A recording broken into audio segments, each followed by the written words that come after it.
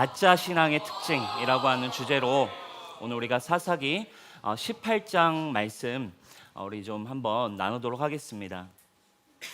여러분, 우리 지난 이야기 사사기 17장 우리가 나누었죠. 사사기의 결론 부분에 해당하는 에필로그와 같은 이야기들, 특별히 미가와 미가의 어머니 사이에 일어났었던 은도난 사건에서 시작된 그런 이야기들 여러분 지난주 기억하시죠? 그리고 지나가던 레위인을 데려와서는 그 자기 집에 신당의 제사장으로 세워서 이렇게 하나님을 섬기긴 하지만 말씀도 모르고 아무것도 모르는 정리하면 개판과 같은 그런 신앙생활을 하던 그 이스라엘을 고발했던 그 17장의 내용 우리가 지난주 봤어요.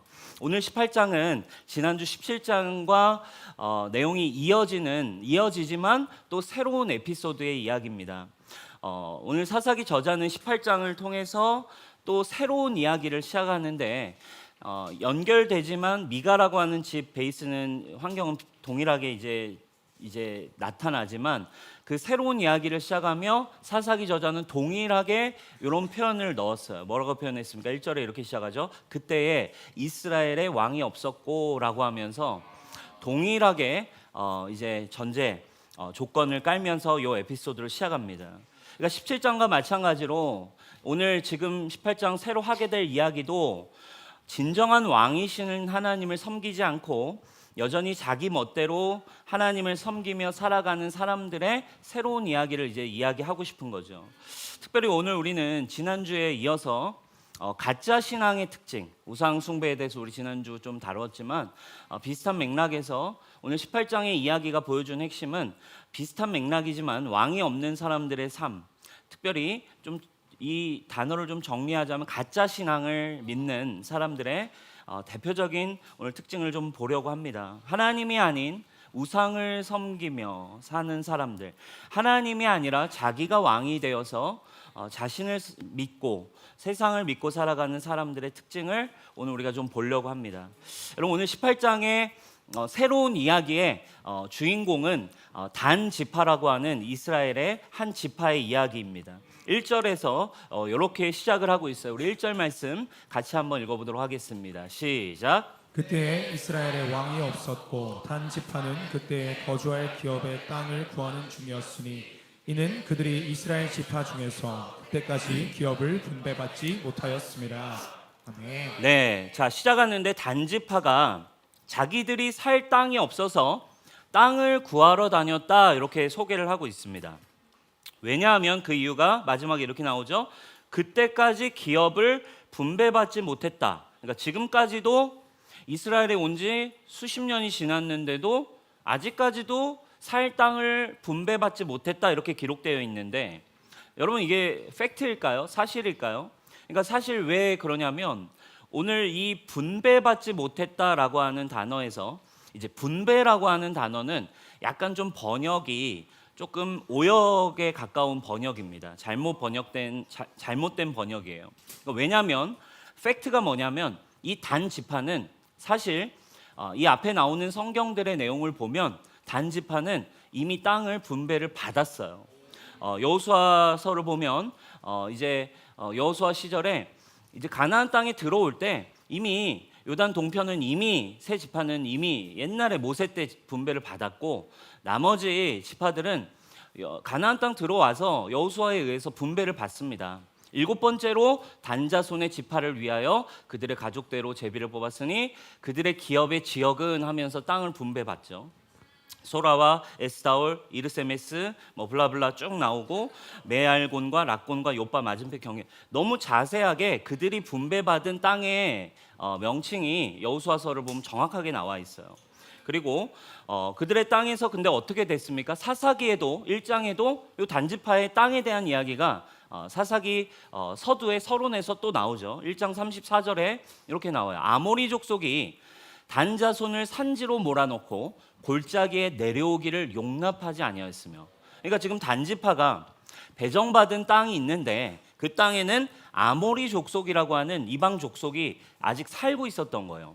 그러니까 하나님이 이 땅을 분배해서 주셨을 때에는 어떻게 해야 되는 거예요? 그 땅을 가서 싸워서 정복해서 그 땅을 차지해야 되는 건데 이들이 사실은 아모리 족속에게 오히려 어떻게 된 거예요? 쫓긴 거예요.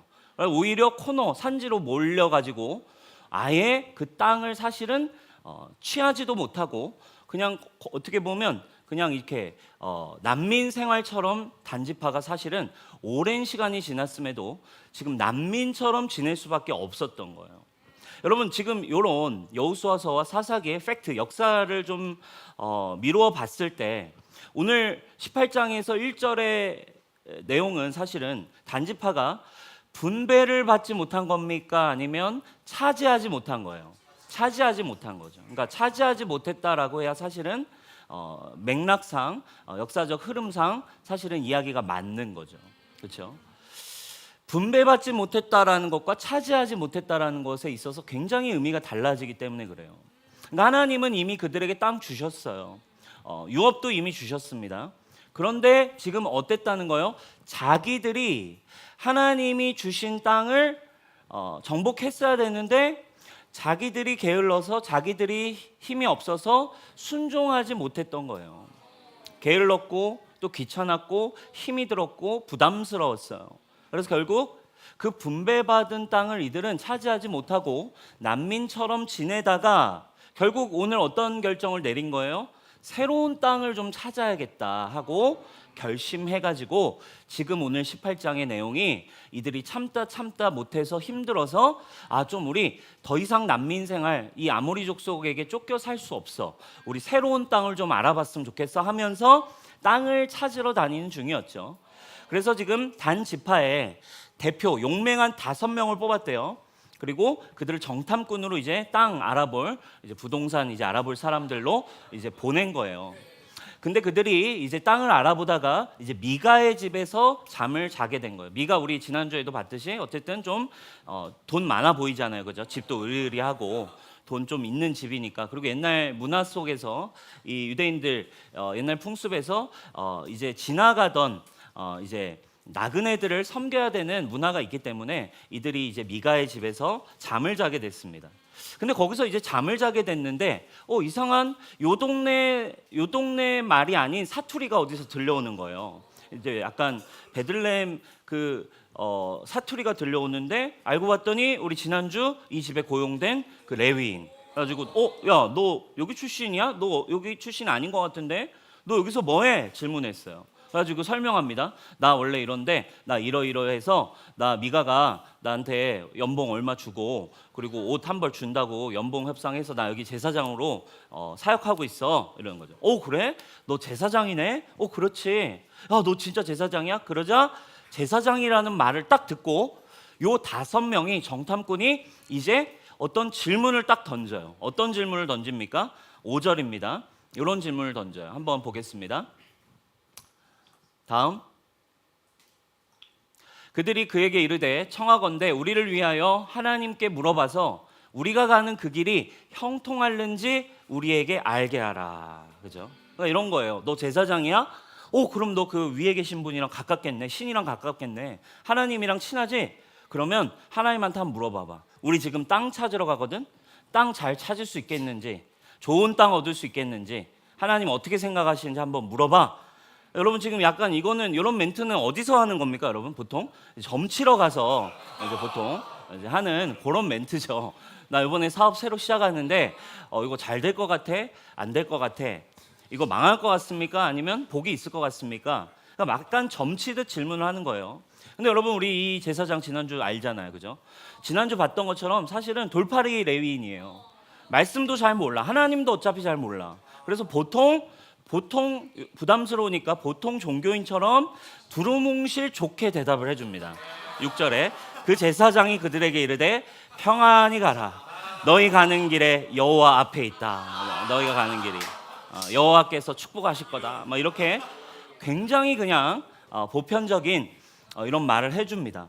근데 이 말을 듣고서도 얘들이 이 정탐꾼들이 어쨌든 너무 이제 자신감을 얻은 거죠. 그래가지고 이들은 그 뒤에 스토리가 오늘 읽었지만 이제 라이스라고 하는 땅에 가가지고 새로운 땅을 봅니다.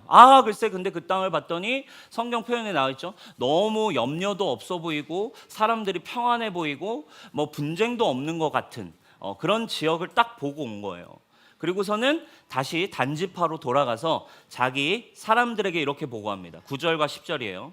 자, 이르되 일어나 그들을 치러 올라가자.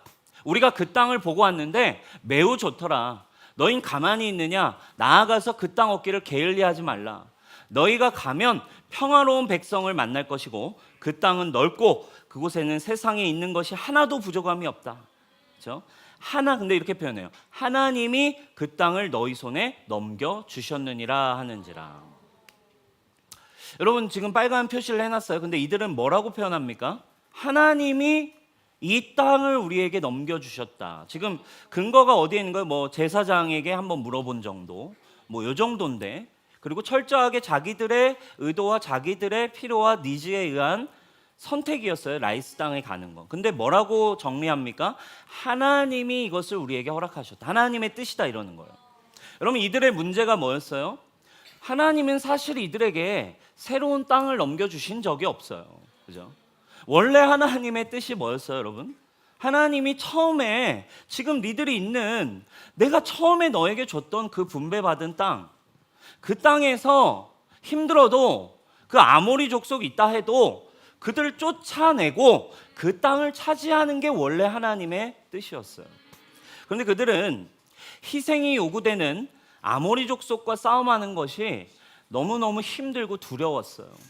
그리고 오늘 10절처럼 자기들이 정복하기 쉬운, 자기들이 볼 때 평화로운 그 백성들을 쫓아내고 그 땅에 들어가는 것을 자기들의 의도를 가지고 새로 선택합니다.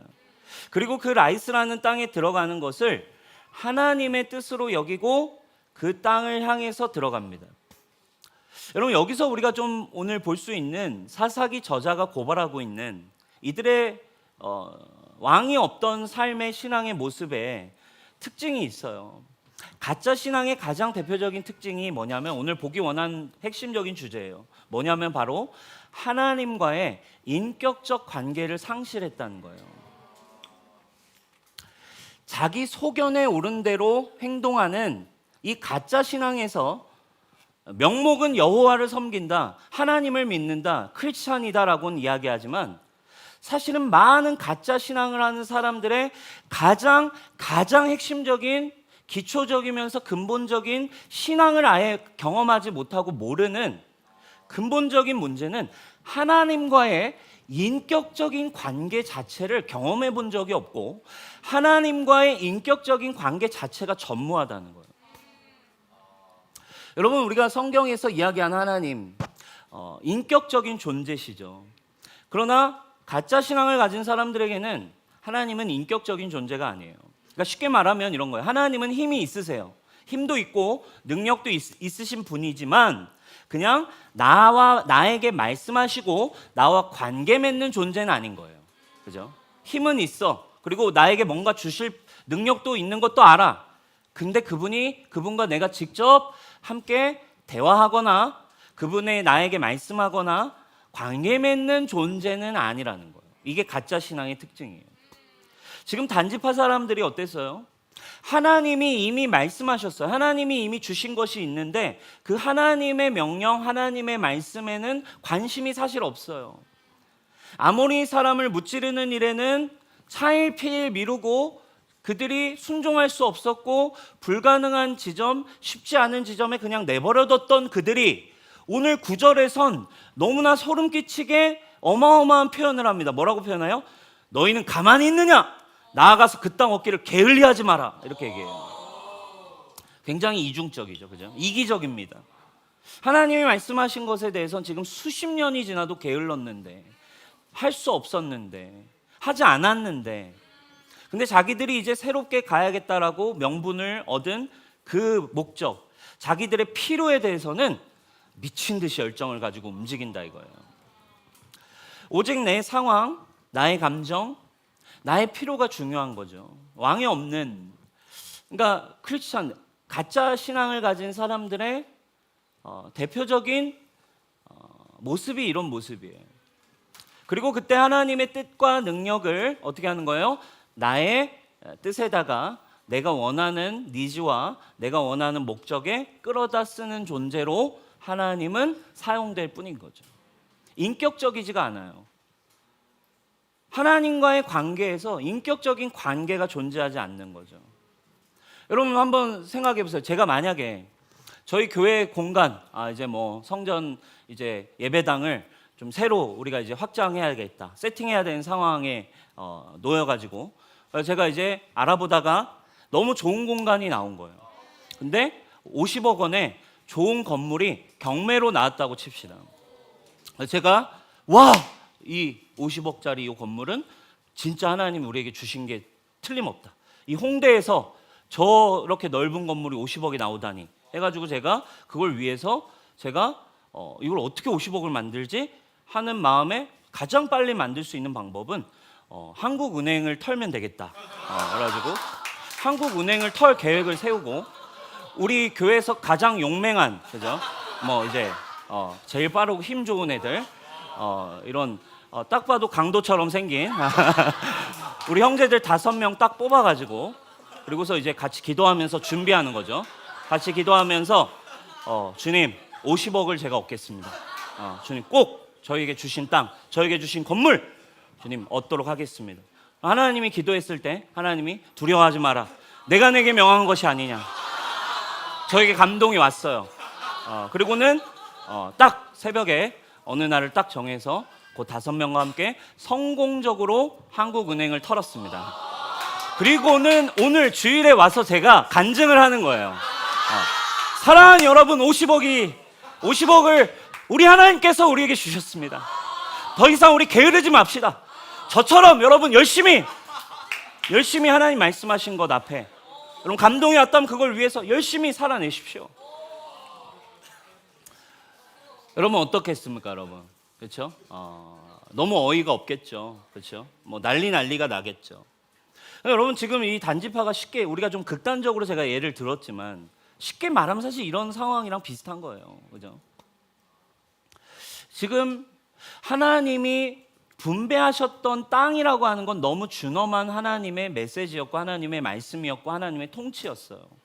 근데 그건 온데간데 없고 그냥 자기 소견에 오른. 오늘 18장 1절에서 이 서두에 표현한 게 있어요. 그들에게 여전히 왕이 없었더니 땅을 찾으러 다니더라. 이게 이제 사실은 지금 자기 소견에 오른 대로 하고 있다. 하나님의 뜻은 관계가 없다. 하나님과 인격적 관계 자체가 없다. 이들의 문제는 내가 원하는 거, 내가 옳다고 생각하는 것에 하나님의 말씀이나 하나님의 뜻은 사실 전혀 상관없이 그냥 자신이 기도했다는 것에 자신의 감동을 따라 자신의 상황에 맞게 하나님을 그저 가져다 쓰고 있어요. 그러니까 이게 인격적 관계의 상실을 가지고 있는 사실 가짜 신앙을 살아가는 사람들의 모습인 거죠. 사실 우리의 신앙의 오해와 우리의 신앙의 모순과 우리의 신앙의 어려움들이 이 지점에서 사실 한국교회 안에 너무 많이 일어나는 거죠. 하나님 감동을 주셨는데 분명 나는 저 자매를 하나님 내게 주셨다고 확신했는데 그리고 그 감동대로 가서 하나님 너랑 결혼하래 라고 했는데 왜 그 자매는 나를 떠나는가? 하나님 도대체 뭐 하자는 거예요 지금? 뭐예요? 하나님의 의견을 들어본 적 없죠 사실은. 자기의 감동을 하나님의 뜻으로 지금 가져다 둔 거예요. 돌팔이 제사장이 한마디 한 것이 하나님의 뜻이었다라고 이들은 확신하고 하나님의 인격적인 관계는 없는 거죠. 이게 인격적 관계의 상실이에요. 여러분 우리가 교회에 오면 모태신앙들, 우리 교회 오래 다닌 사람들 교회에서 그냥 귀가 닳도록 모태신앙들 들어온 얘기 뭡니까? 하나님이 우리의 왕이십니다. 하나님만이 우리의 주인이십니다. 뭐 이런 거. 얼마나 여러분 교회에서 평생을 들어온 고백입니까? 근데 이게 우리는 왜 이렇게 힘들까요? 근데 이거에 대해서 우리는 실제적으로 경험해 보지 못하고 20년, 30년을 사는 모태신앙이 얼마나 많습니까? 그러니까 결국에 교회를 다 떠나요. 이게 왜 이렇게 어려울까요? 요 단순한 하나님이 왕이시다라는 요 믿음이 사실 세팅되려면 뭐 해야 돼요? 인격이신 진짜 그분의 음성이 들려오고 말씀을 통해 그분의 말씀 앞에 순종이 시작되고 관계가 정말 그분의 말씀이 내게 들려오기 시작하는 우리 오늘 진명훈제님이 나눠주신 것처럼 정말 이제 하나님이 내게 말씀하시는 것이 성경을 남겨주셔서 감사하다 했죠. 성경을 통해 하나님이 말씀하시는 것이 내게 들려오기 시작할 때, 그 인격적 관계가 시작될 때부터 사실은 진짜 하나님과의 믿음, 이 왕대심의 어떤 이런 관계가 세팅되는데, 오늘날 너무 많은 모태신앙들, 너무 많은 신앙인들이 교회를 왔다 갔다 하고 예배도 빠지진 않지만 대부분 이렇게 결국 가짜 신앙에서 끝나는 이유는 사실 인격적인 관계를 사실 제대로 경험하고 시작해 본 적이 없기 때문에 그래요. 내 것에는 관심이 많지만 사실은 그분을 알 생각은 우리가 없어요. 또 조금은 그냥 우리의 연약함을 조금 위로하는 편에서 하자면 주님을 신경 쓸 겨를이 별로 없는 것 같아요. 내 인생이 너무 벅차고 힘들다고 느끼니까, 나밖에 보이지 않으니까. 내가 교회 다니고 종교 생활을 하는 이유는 가장 능력 있는 분의 힘을 빌리고 싶을 뿐이지, 가장 사랑이 많은 분의 사랑을 얻고 싶을 뿐이지, 사실은 그분을 알고 싶은 건 아닌 거예요. 나 사랑이 필요해. 사랑 많으시다니까 오고 싶고, 그분 능력이 있으시다니까 축복 받고 싶어서 오는 거지만 사실은 진짜 그분을 알고 싶은 건 아닌 거죠. 그러니까 인격적이지 않은 관계의 핵심은 이런 거예요. 하나님은 말씀하시지 못하게 하고 나만 이야기하는 이런 관계죠. 하나님 저 복 주세요. 하나님 저 성공하게 해주세요. 그때 하나님은 이제 나에게 말씀을 하시려고 해요. 주님 저 복 주세요. 주님 저 성공하게 해주세요. 그럼 하나님 그때부터 딱 얘기를 하려고 하세요. 십자가를 딱 꺼내시면서 얘야 이러면서 주시려고 하는데, 그때 하나님의 말을 딱 맞고 그리고서 하나님이 얘기하시는 것을 들으려고 하죠. 하나님 얘기하죠. 십자가를 딱 꺼내면서 아들아 죽는 것이 성공하는 거야. 낮아지는 게 높아지는 거야. 막 이런 십자가를 꺼내면 얘기를 하려고 하면 딱 귀를 막고 안 들려 주님 성공하게 해주세요. 성공하게 해주세요. 축복을 주세요 라고 십자가를 꺼내서 주님이 이야기하려고 할 때 우리는 귀를 막아요. 주님 지금 이게 필요하다고요. 주님 저는 이게 지금 저에게 복이라니까요. 아니야 아들아 이게 십자가 요게 내가 말하고자 하는 요 하나님의 나라의 생명과 복이 아니야 안 들려. 우리의 세상에 요것들로 귀를 막고 사실은 하나님과 인격적인 관계는 없어요. 그러니까 종교가 있고 사역은 있고 모든 건 있지만 인격적인 관계를 경험해 본 적이 없는 거예요. 여러분 이런 모양이 어때요? 인격적인가요? 인격적이지 않죠? 생각해 보세요. 관계 안에서 자기 할 말만 늘 하고 내가 이제 뭔가 얘기하려고 하면 막 안 듣고, 그죠? 이야기하지 않으려고 하는, 수용하려고 하지 않은 관계. 여러분 인격적입니까? 인격적이지 않죠. 나만 이야기하고 싶은 거예요. 여러분 이게 가짜 신앙생활하는 사람들의, 사실은 많은 사람들이 이렇게 기도 생활을 하고 있어요. 주님 앞에 내 이야기를 막 하지만 진짜 하나님의 성품, 진짜 하나님이 내게 원하시는 바, 그것을 직면하고 부딪히고 정말 순종하려고 하는 마음은 없죠. 이렇게 사실은 인격적인 관계가 배제된 나 중심의 말씀 묵상, 나 중심의 삶의 적용들이 너무 많아요. 그러다 보니까 사실은 하나님 믿는다 하지만 이상하게 시간이 지날수록 삶의 괴리가 커지고, 이상하게 시간이 지날수록 삶의 짐도 점점 커지는 것 같고, 이상하게 시간이 지날수록 뭔가 율법적으로 더 느껴지는 거죠.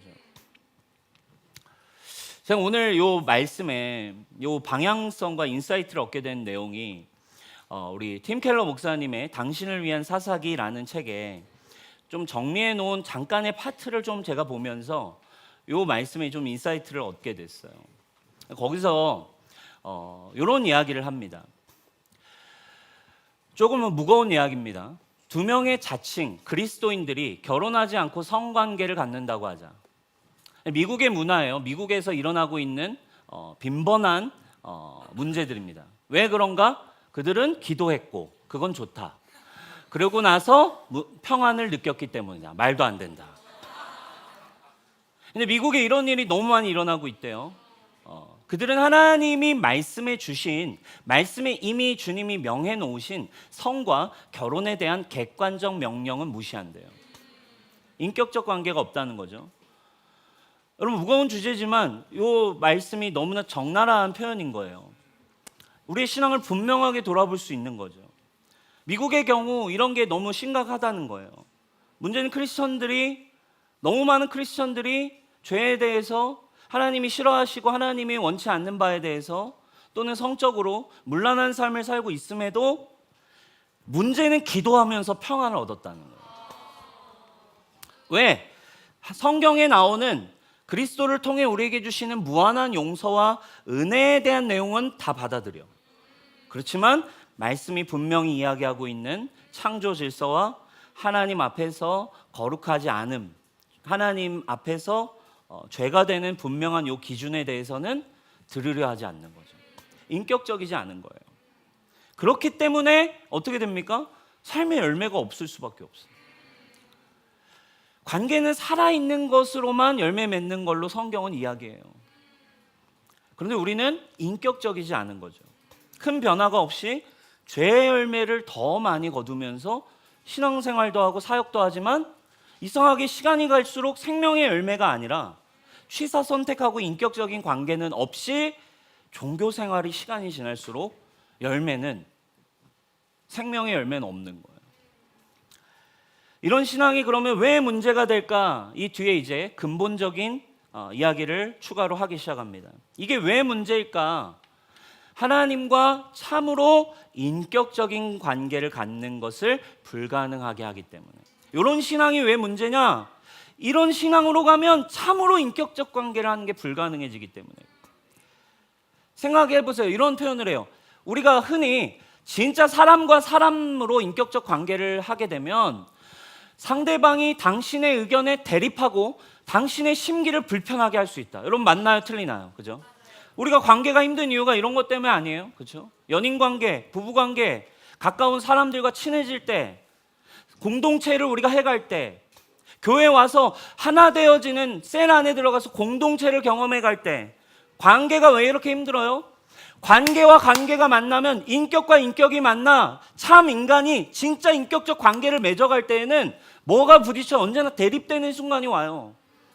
나와 반대되는 성향을 가진 사람, 나와 반대 의견을 얘기하는 문제들이 부딪힙니다. 연애 초반엔 괜찮지. 그냥 3개월 지나고 이제 좀 더 지나가면 안 맞네 라는 게 막 부딪혀. 오빠, 나 다 좋다 했었잖아.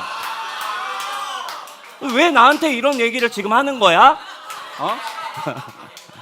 다 좋다 했었는데 왜 나한테 반대해, 오빠? 이 대립이 너무 불편해지는 거죠. 근데 그때 뭐가 필요한 거예요? 인격적 관계라는 건 그런 거예요. 참된 관계라는 건 실제적으로 그래요. 맞지 않죠? 대립이 있죠. 그렇지만 사랑이라는 게 뭐예요? 하나됨이라는 게 뭐예요? 그것과 씨름해가면서 그 과정에서 하나님의 은혜를 구하면서 더 깊은 친밀감을 일궈 나가는 게 지금 스팅겔 목사님 얘기하는 게 응당 일반적인 참 사람과의 관계도 이렇대요. 그게 인격적 관계의 기본값이래요. 그 다음, 그런데 우리는 하나님의 어떤 면들 중에서는 내가 좋아하지 않는 부분들을 지적으로나 심리적으로 그냥 무시해버릴 수가 있다. 그러면 우리는 우리의 가장 깊은 욕망에 동의하지 않거나 우리에게 안 돼! 라고 말씀하실 수 있는 하나님을 갖지 않는 것이다. 그렇게 되면 우리는 결코 하나님과는 씨름하지 않는다. 그리고 하나님이 우리에게 뭔가 요구하시게 허용하지도 않는다. 그러면 결국 우리는 훨씬 더 편한 하나님을 섬기게 되지만 사실 그것은 존재하지 않는 하나님이래요. 진짜 하나님과 교제하는 건 뭔 줄 아세요? 말씀과 교제하는 건데, 말씀 앞에 서는 건데, 내 감정 따라, 내 상황 따라 교제하는 게 신앙이 아니죠. 성경 66권 말씀과 가지고 교제하는 게 하나님을 만나는 거예요. 하나님과 진짜 교제하다 보면 말씀 앞에 서면 하나님 나에게 말씀하세요. 안 돼, 너 그거. 말씀하시는 부분이 온다 이거예요. 근데 뭐라는 거예요? 가짜 신앙 가진 사람들은 절대로 하나님이 내게 노라고 하지 않는데요. 그래, 너 하고 싶은 대로 다 해. 이런 하나님인 거예요. 괜찮아. 괜찮아. 여러분, 이 모양이 사실은 가장 잘 투영된 건 알라딘에 나오는 진이에요. 진이. 그죠? 그냥 어떤 거요? 전지전능해. 모든 게 가능해. 말만 하면 다 해줄 수 있어. 내 소원을 들어줄 그냥 옆에 두는 신이지, 필요할 때 꺼내 쓰는 신일 뿐이지 하나님이 아닌 거예요. 이 표현인 거죠. 훨씬 편한 하나님을 섬기겠지만 사실 그건 동화 속에나 존재하는 하나님, 실제로 이야기하는 인격적 관계의 하나님이 아니래요. 진짜 사랑의 하나님은, 인격적 관계라는 건 하나님은 우리에게 당연히 안 돼라는 이야기를 하십니다. 그건 죄다. 그건 너에게 지금 필요 없다. 그건 너를 죽게 만드는 거다라고 하나님은 말씀으로 우리를 찔러 쪼개시면서 우리의 말씀 가운데 이야기하시고 위로하시고 힘주시고 믿음을 주시기도 하지만, 때로는 우리의 옛사람과 우리의 본질과 우리가 걸어가고 있는 잘못된 선택 앞에 너 안 돼, 그 길로 가면 안 돼 라고 말씀하시는 하나님이라 이거예요. 네가 이해되지 않는다 해도 어쩔 수 없어. 왜냐하면 내가 너보다 훨씬 지혜롭거든. 내가 너보다 훨씬 크거든. 내가 이 세상을 다 만들었거든. 네가 이해되든 안 되든 상관없어. 내가 하나님이야. 이 지점이 부딪힐 때, 이걸 우리는 하지 않을 때 인격적인 관계가 사라지는 거예요. 오늘 사사기가 말해주는 현실은 어떻다는 거예요? 사람들은 이렇게 하나님과 인격적인 관계를 원하지 않고 불가능하다는 걸 사실 보여줘요. 사사기 27, 18장이 하나님과의 관계에 대한 고발이거든요. 이 당시에 이스라엘 백성들의 하나님에 대한 관계의 실제적인 걸 고발하는 거예요. 뭘 고발하는 거예요? 인격적인 관계를 원하지도 않고 죄인은, 그리고 어떻다는 거예요? 사실은 불가능하다. 오늘 사사기가, 그리고 사실은 전체 구약 성경이 사실상 인간에게 내리는 성경적 인간론을, 여러분 결론을 가지고 있을 필요가 있어요. 그 결론이 뭐예요? 바로 죄인과 거룩하신 하나님은 애초에 인격적 관계가 불가능하다는 거예요.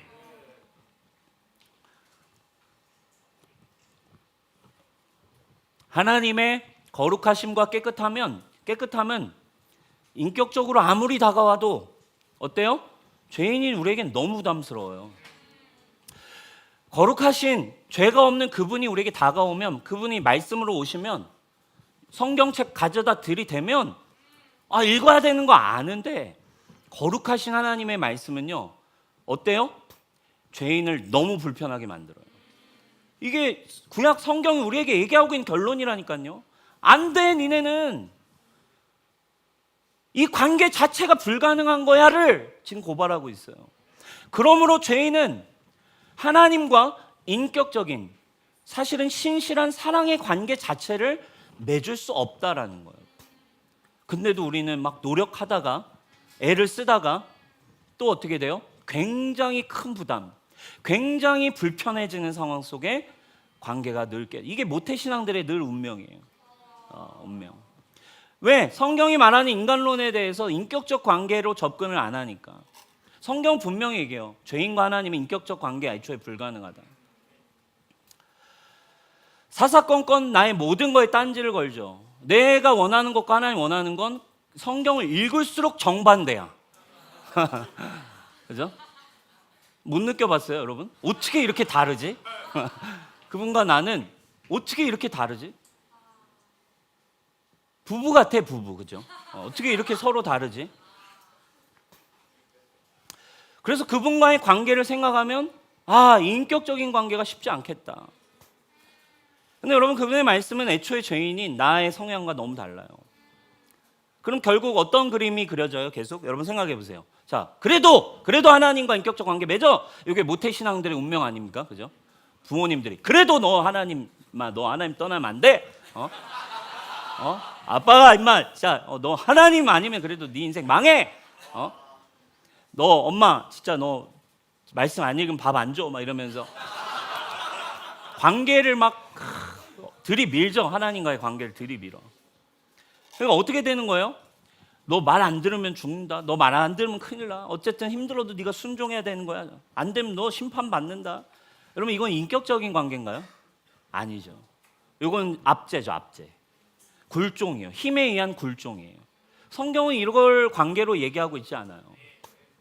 그러니까 뭘 얘기하는 거예요? 애초에 안 돼. 이렇게 결론으로 끝날까요, 여러분? 여러분, 가세요. 그냥 가세요. 성경의 결론, 안 된다. 이걸 얘기할까요? 그렇지 않죠. 그럼에도 하나님은 우리의 창조주시고, 우리 지난주 우리 안에 하나님의 형상이 있기 때문에 우리와 하나 되는 인격적 관계를 애초에 디자인하셨고, 그걸 주님은 원하고 계세요. 그래서 여기서 끝나는 게 아니라 안 되는 겁니다 하고 결론이 아니라, 우리에게 하나님이 신약, 새 언약, 뉴 커버넌트, 복음을 우리에게 주셨어요. 우리가 들어야 할 기쁜 소식이 이제부터 시작됩니다. 하나님은 우리가 그분과 인격적인 관계로 들어갈 수 있도록 자신의 아들 예수 그리스도를 보내셨어요. 우리의 니즈대로만 살 수밖에 없는 이 인간의 모습으로 그분이 내려오셨어요. 우리의 입장에서 인격적으로 오셔서, 인간의 모습으로 오셔서, 죄인의 모양을 그대로 가지고 오셔서 우리와 인격적으로 대화를 시작하십니다. 우리의 모양을 가지셔서 그대로 우리의 모습과 함께 손 내미시고 함께 하시는, 우리가 다가갈 수 없는 그분이 낮아지시고 그분이 연약해지셔서 우리와 인격적인 관계를 열어가시기 시작해요. 이게 기쁜 소식이에요. 히브리서 4장 15절입니다. 우리에게 있는 대제사장은 우리의 연약함을 동정하지 못하시리가 아니요 모든 일에 우리와 똑같이 시험을 받으신 이로되 죄는 없으시니라. 할렐루야. 그분이 우리의 모습으로 오셔서 이 인격적 관계를 다시 시작하시는 거예요. 빌립보서 2장 6절, 그는 근본 하나님의 본체시지만 하나님과 동등됨을 취할 것을 여기지 아니하시고 오히려 자기를 버리고 종의 형체를 가지사 사람들과 같이 낮아져서 오셨어요. 그리고 사람의 모양, 죄인의 모양과 똑같이 나타나셔서 인격적으로 우리에게 인간의 모습으로 성육신하셔서 죽기까지 복종하셨으니 곧 우리에게 사랑을 알려주기 위해, 안 되는 우리에게 다가오시기 위해 그분이 십자가에 죽기까지 복종하셔서 우리에게 사랑의 손을 내미셨어요. 그분 때문에 우리는 이제 인격적 관계가 시작될 수 있게 됐어요. 그분의 말씀 들으려고 하지 않기 때문에, 들리지도 않기 때문에 인간이 만날 수 있고 대화할 수 있고 경험할 수 있고 만질 수 있는 육신의 모습으로 나타나셨어요. 그리고 직접 다가와 손 내미시고 찾아오십니다. 우리를 향해 사랑을 보여주셨어요. 그게 뭡니까? 바로 그분이 죄를 위하여 죽임당하신 십자가라 이거예요. 요한복음 15장 13, 14 인격적인 관계로 이야기합니다. 사람이 친구를 위하여, 친구, 인격적 이 관계 안에서 어떻게 그 친구의 인격적 관계가 가장 깊어질 수 있겠니? 자기 목숨을 희생할 정도라면, 내가 소중히 여기는 그 관계, 나의 친구, 나의 벗이여, 나의 친구여, 너를 위해 내가 무엇을 할 수 있겠니? 라고 할 때 그 친구를 위해 자기 목숨을 내어줄 수 있다면, 그보다 더 큰 우정, 그보다 더 큰 사랑은 없나니, 그분이 우리에게 뭐 하셨대요? 그 인격적인 관계 안에서 우리를 위하여 대신 죽으시기까지 사랑을 보이시며 우리의 인격적인 그 관계, 친구가 또 되어주셨다. 너희도 내가 이제 명하는 대로 행하면 그때부터 곧 나의 친구라. 그분 그리스도를 알게 될 때에만이 더 이상 그분이 불편한 존재가 아니라, 그분을 알게 되고 그분이 이루신 일을 알게 되고 믿어질 때, 그분이 내 안에 거하시면 더 이상 하나님과의 관계의 벽이 사라졌죠. 뭘로? 사랑으로. 그리고 이제 그분의 말씀이 내 안에 거하면서 나도 이제 그분의 말씀이 들려와요. 그리고 나도 이제 그분의 말씀에 순종이 시작되어지기 시작하는 거예요. 이 인격적 관계를 신약은 너무 분명하게 정의하고 있어요. 부모와 자식, 그리고 신랑과 신부, 친구. 이 사랑의 관계, 인격적 관계, 신랑과 신부로 묘사합니다. 에베소서 5장 25, 24절. 교회와 예수님의 관계예요. 남편들아, 아내 사랑하기를 어떻게 하래요? 그리스도가 교회를 사랑하셔서 교회를 위해 자신을 먼저 내어주심 같이. 어떻게 신랑이 되신 거예요? 우리에게 먼저 사랑을 보여주심으로. 그리고 그러므로 순서를 제가 바꿔놨지만, 그러므로 교회가 그리스도를 이제 사랑하듯, 그분이 우리를 사랑했기 때문에 교회도 어떻게 한대요? 이제 그분의 신부가 되어서 나를 가장 사랑한 신랑의 사랑을 깨닫고 이제 그 신랑에게 하듯이 어떻게 합니까? 그분의 말씀에 복종하는 일. 너 해야 돼, 모태신앙이니까 말씀 들어야 돼, 이거 안 하면 죽어, 이게 아니라 인격적으로 다가오신 사랑을 경험할 때에만. 누구를 통해? 답이 하나예요. 예수 그리스도를 통해. 예수 그리스도가 행하신 일이 무엇인지를 내 전 인격으로 말씀을 통해 경험되어질 때만이 인격적인 새로운 관계가 열려서 그 사랑이 실제가 되어서 그의 말씀이 내 안에 거하게 돼요. 그분의 사랑을 받으면 나도 이제 그분의 말을 듣게 되는 거예요. 이게 인격적 관계의 핵심이에요. 그 사랑의 관계, 인격적 관계를 23절, 24절, 요한복음 14장 23, 24 제가 요약해 왔어요. 핵심 구절이 이거 뒤에 자르니까 정확하게 이렇게 나와요. 예수께서 대답하여 이르시되 사람이 나를 사랑하면 어떻게 한대요? 내 말을 지키리니. 반대로 나를 사랑하지 않으면 내 말 지킬 수 없다. 뭐가 시작이에요? 여러분, 순종은 그 다음 문제예요. 행함은 그 다음 문제예요. 말씀대로 사는 건 먼저 고민하지 마세요. 힘들 수 있어요. 그러나 뭐가 안 되기 때문에 순종이 안 되는 거예요? 인격적 관계 먼저. 정리하면 이런 거예요. 그냥 인간은 애초에 인격적 관계가 하나님과 안 돼. 아예 불가능해요. 아예 달라서 가까이 가고 싶지도 않아, 하나님의 말씀. 근데 누구를 통해서만 가까워질 수 있다고요? 이 땅에 우리의 모습으로 찾아오신 예수 그리스도를 통해서만이. 촉촉한 실제적인 사랑을 받고 경험할 때만이 그분의 말씀이 내 안에 들어와요. 그분이 나의 안에서 모든 것을 바꾸시고 행하셨기 때문에. 여러분, 인격적 관계의 핵심은 이거예요. 우리는 누구나 사랑하는 대상과 이렇게 살고 싶어요. 예를 들면 생각해 보세요. 부부관계 생각해 보세요. 연인관계만 두고도 생각해 보세요. 진짜 사랑하는 관계에 모든 사람이 원하는 지점, 부모와 자식이 원하는 관계 뭔지 아세요? 내 말이 네 안에 거하는 거. 그죠? 내가 한 말이 자기 안에 늘 있었으면 좋겠어. 기억해, 자기. 오빠, 내가 한 말이 진짜 자나깨나 머릿속에 있었으면 좋겠어. 잊지 마, 진짜 잊지 마. 나 짜증나, 진짜. 자기야, 나도 내가 한 말이 네 머릿속에 좀 있었으면 좋겠어. 이걸 원해요. 그죠? 부모와 자식 뭘 원해요? 늘 이거예요. 우리 집에서도 맨날 우리 엄마와 딸들이 서로 원하는 거. 엄마는 딸의 머릿속에 엄마의 말이 있기를 원하고, 딸들은 엄마에게 자기의 말이 있기를 원해요. 이게 인격적 관계의 궁극이에요. 다 이걸 원해요. 근데 하나님도 우리에게 원하시는 사랑, 내 말이 너 안에 거하고 너가 내 안에 거하는 거.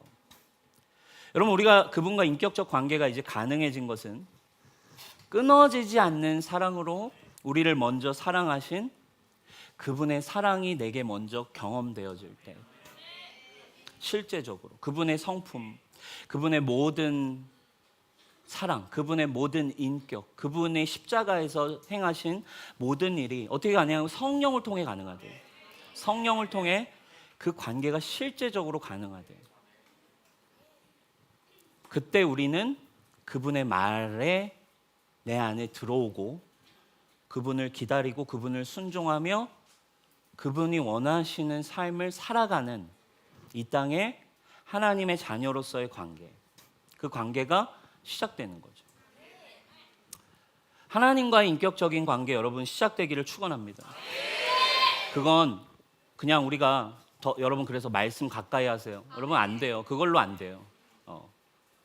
원하지만 불가능을 경험할 거예요. 그러면 어디로 길이 정해져 있는 거예요? 안 되는구나. 이것을 위해 행하여 주신 분이 계시구나. 바로 누구? 예수 그리스도. 그리스도를 향해 여러분 걸어가시길 축원합니다. 이 인격적인 그리스도와의 관계를 제가 묵상하면서 이번 주에 제가 봤던 영상이 하나 이제 떠올랐어요. 금쪽이 영상인데 사실은 제가 볼까 말까 고민을 많이 했어요. 왜냐하면 너무 슬픈 영상이거든요. 사실은 너무 힘든 한 가족의 모습을 사실은 대입해야만 하기 때문에 사실은 볼까 말까 고민을 많이 했어요. 그런데 이 의도는 누군가의 슬픔을 우리가 재료로 쓰기 위해 하는 의도가 여러분 절대 아니라 오늘 쉽게 얘기하면 사실 인격적인 관계, 사랑의 관계라는 게 뭘까? 사랑이라는 건 요 인격적으로 관계가 형성됐다는 건 인격적인 이 관계가 실제로 우리의 삶에 형성됐다는 건 이토록 실제적이고 실존적이라는 것을 우리가 성경과 하나님의 관계에서 분명히 인지해야만 하기 때문에 생생하게 느끼기 위해서 오늘 이 영상 우리가 좀 보고 잘 우리가 예수님과의 관계에 잘 대입했으면 좋겠어요. 여러분 다시 얘기하지만 이게 뭐 누군가의 어떤 어려움을 우리가 이런 재료로 쓰는 게 아니라 이미 나와 있는 영상이긴 하지만 어쨌든 그럼에도 우리가 오늘 이것을 하나님과의 관계에 좀 대입하며 봤습니다. 우리 영상 한번 보고 우리 이어가도록 하겠습니다.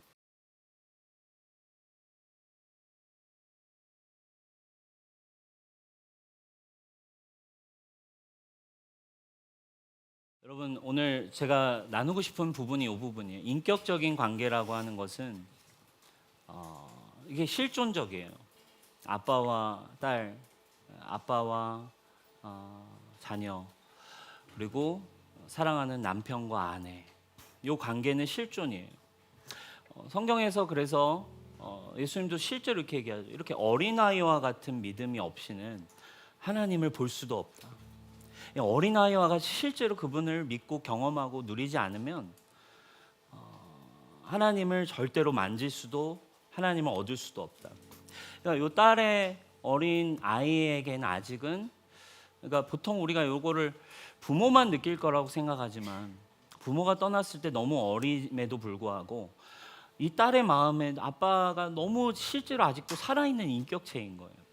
아빠가 나에게 준 사랑이 나를 안아줬던 그것이 너무 실제이고 너무 인격적인 실제적인 관계였기 때문에 그 마음 가운데 아빠를 향한 이 사랑이 사무치는 마음으로 남아있어요. 우리 다시 만나자, 그리고 사랑의 그림을 그리고 그것을 대상화해서 자기가 포옹을 합니다. 어린 아이의 정말 순수한 사랑이죠. 근데 여러분 우리가 왜 이렇게 눈물이 나요? 저는 이 영상을 보면서 진짜 저 혼자 보면서 막 진짜 꺼이꺼이 막 울었어요. 왜 우리가 이 영상을 보면 눈물이 날까요? 우리 모두에게 여러분 이런 인격적인 관계는 누구에게나 실제거든요. 그러니까 이 인격적인 관계에 사랑을 보면 우리 모두 다가 눈물이 난다고. 저에게도 대입해 봤어요. 먼저는 저에게 그런 상황이 만약에 저에게 온다면, 사랑하는 아내나 딸을 만약에 잃는다면 제가 막 그 사무칠 것 같아요. 마음속에. 그 나와 늘 껴안고 내가 함께했던 내 사랑의 대상, 나의 가족이 나를 먼저 떠난다라고 하면요, 제가요 상상만 해도 눈물이 나. 왜? 저의 딸과 저의 관계, 저의 아내와 저의 관계는 그 살아온 모든 시간 속에 우리는 함께 대화했고 함께 나눴던 실제적인 주고받은 인격적인 관계니까 견딜 수 없을 것 같아요. 저희 딸도 생각해봐. 저는 저만 생각했지 만약에 저희 딸들도 만약에 아빠를 잃어버린다면 아마 동일하게 어린 시절 평생을 그리워하겠죠. 왜? 아빠가 살아있을 때 정말 줬던 그 관계가 사랑이 너무나 인격적이기 때문에. 여러분 근데 오늘 우리가 하고 싶은 이야기가 있어요. 이렇게 우리는 사실 우리의 삶 속에 이런 인격적인 관계, 사랑의 관계를 가지고 살아가고 있어요. 근데 여러분 성경이 얘기하고 있는 인격적인 관계라는 건 그냥 종교적 관계가 아니라 이거예요. 그냥 종이 쪼가리 보고 그냥 와서 내 필요할 때 찾는 관계가 아니라 하나님과 우리의 관계가 사실은 원형, 우리가 인간과의 관계에서도 이거를 누릴 수 있다면 올라가면 이 인격적 관계, 이 진정한 사랑을 느끼는 관계의 본질은 어디서부터 시작됐냐면 하나님과 우리의 관계가 이렇다라는 거를 오늘 제가 여러분들에게 이야기하고 싶어서 조금은 슬프지만 이 영상을 가졌어요. 왜? 이것만큼 사실은 실제로 예수님과 우리의 관계를 보여주는 게 없거든요. 여러분 정말 예수님을 사랑합니까? 예수님의 사랑이 여러분들에게 정말 어떤 사랑이에요? 그분의 사랑이 날마다 여러분들에게 거하십니까? 여기 나오죠? 정말 어린아이의 고백이에요. 어린아이와 같은 믿음이 그래서 왜 중요한, 저는 이걸 보면서 더 깨달았어요. 다시 만나 우리? 여러분 정말 예수님 다시 만날 날을 고대하세요? 정말, 아니 정말 여러분 사무치게 그리우세요?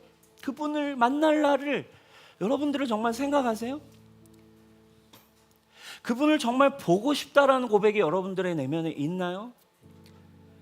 정말 하루하루 그분이 내게 주신 사랑이 날마다 경험되는, 그분을 실제로 그분과 정말 나의 모든 영역 안에서 그리스도를 껴안고자 하는, 사랑하는 그 마음이, 그 관계가, 오늘 이 딸의 마음에는 아버지의 사랑, 그것이 실제이기 때문에 보이지 않지만 그것이 그의 내면에 살아있는 관계로 남아있는 거예요. 여러분 오늘 우리의 예수님과의 관계, 하나님과의 관계가 동일해요. 그분의 십자가라는 건요, 그분이 이 땅에 육신으로 오셔서 우리와 함께 호흡하시고, 여러분 제자들을 한번 생각해 보세요. 12명의 제자들, 예수님을 눈으로 보았고 함께 육성을 들었고 터치했고 껴안고 부대 꼈고 함께 지냈어요. 인격적인 분명한 관계가 존재했다고. 우리는 예수님의 제자들처럼 예수님을 본 적 없는데 어떻게 하냐고요? 그것이 가능하대요. 왜? 성령이 너에게 오시면은 그 날에는 내가 네 안에, 너가 내 안에, 내가 너와 함께 할 수 있다. 그 사랑이 경험될 때, 말씀을 통해 십자가가, 그리스도의 사랑이 날마다 새롭게 경험되어져야만 그분을 사랑하게 돼요. 그분의 사랑이 실존이에요. 그리고 그분이 사랑이 실존이면 이제 그분이 나를 얼마나 사랑하는지를 알게 되니까 그분을 나도 너무너무 사랑하게 돼서 그분의 말이 내 안에 거하고 내가 그분 안에 거하는 실제적인 관계가 그때부터 시작되는 거예요. 예수님을 인격적으로 만났습니다라는 건 감정적 체험 한 번이 아닙니다. 이제 그분의 말이 내 안에 거하는 거예요. 날마다 그분을 그리워하는 거예요. 날마다 그분을 만나는 거예요. 그 전 존재가 내게 있어서 이제는 정말 내가 없고 그리스도가 내 안에 사시기 때문에 그분의 말씀을 향해 날마다 걸어가는 거예요. 여러분 성경에 나온 그리스도를 향한 헌신에 대해 한번 생각해 보셨어요? 그리스도에 향한 헌신, 마리아가 향유옥합을 깨는 이 실존적 헌신, 여러분 생각해 보셨어요? 헌신을 어떻게 합니까? 하나님 앞에 누가 헌신합니까? 인생을 어떻게 걸어요? 보이는 재물을, 보이는 향유를, 보이지도 않는 예수님을 향해 어떻게 누가 깨서 주님 앞에 나아갑니까? 요 인격적인 관계로 예수님을 진짜 경험하고 있는 사람들만, 그분은 살아 숨쉬고 있기 때문에, 그분의 말이 내 안에 있기 때문에, 억지가 아니라 자연스럽게. 순교에 대해 생각해 보셨어요? 어떻게 목숨을 걸어, 사람이 목숨을 어떻게 걸어? 미친 짓이죠. 인격적이지 않은 사람한테는, 인격적인 관계를 경험해보지 않은 사람에게 말이 안 되는 거예요. 그러나 오늘 영상처럼 실존적인 그분이 내 안에 분명히 거하고 있는 사람에게는 그분이 주신 사랑이 내게 너무 분명하기 때문에 목숨도 아깝지 않다라고 얘기할 수 있는 거예요. 사랑하는 여러분, 하나님과의 관계에서 아직도 무언가를 빼앗길 것 같은 느낌 때문에 주님과 평행선을 긋고 계세요. 아직도 구약의 패턴에서 나랑 안 맞아, 하나님 나랑 좀 먼 것 같아, 뭔가 뺏길 것 같은 느낌 때문에 하나님과 이렇게 평행선을 평생 긋고 계시다면 사실은 여러분 불행한 사람이에요. 죄송해요. 계속 뭔가 뺏길 것 같은 기싸움 때문에 주님과 이렇게 간다면 사실은 여러분 진짜 불행한 인생을 계속 걸어갈 수밖에 없어요. 사단은 태초나 지금이나 그분이 왕이 되시면 더 이상 네 삶은 없는, 너는 비인격적 삶을 살게 될 거야, 하나님 말씀 들으면서 하는 거 너 비인격적이야 라고 사단은 태초나 지금이나 거짓말해요. 그런데 그게 진짜 거짓말이죠. 진리는 뭐예요? 우리는 하나님 안에서만 숨 쉴 수 있어요. 그분과의 인격적인 관계 안에서만 숨 쉴 수 있어요. 그런데 그 인격적 관계 힘들지 않아요. 다 주님이 이루시겠어요. 예수님이 그래서 우리에게 오셨어요, 여러분. 그리스도를 만나셔야 합니다. 예수님을 경험하셔야 합니다. 종교 생활 말고, 가짜 신앙 말고, 우리 뉴송교회 사랑하는 여러분, 여러분들의 삶의 자리 가운데 진짜 살아있는 예수 그리스도, 그 인격적인 신앙이 이제 저와 여러분들의 삶에 이 새로운 시즌, 남빈 목사도 그렇고 우리 모두가 진짜 한 걸음 한 걸음, 여러분 조급해할 필요는 없어요. 한 걸음 한 걸음 언제나 우리에게 이미 다가오신 그리스도의 성품과 사랑 안에 여러분 젖어 들어가면서 실존적인 그분의 사랑이, 재림을 기다릴 수 있는 신부의 사랑이, 교회로 살아가는 삶의 비전이 정말 여러분들의 것이 되기를 예수님의 이름으로 축복합니다. 하나님께 영광 박수 올려드립시다. 우리 자리에 일어나서 함께 찬양합시다.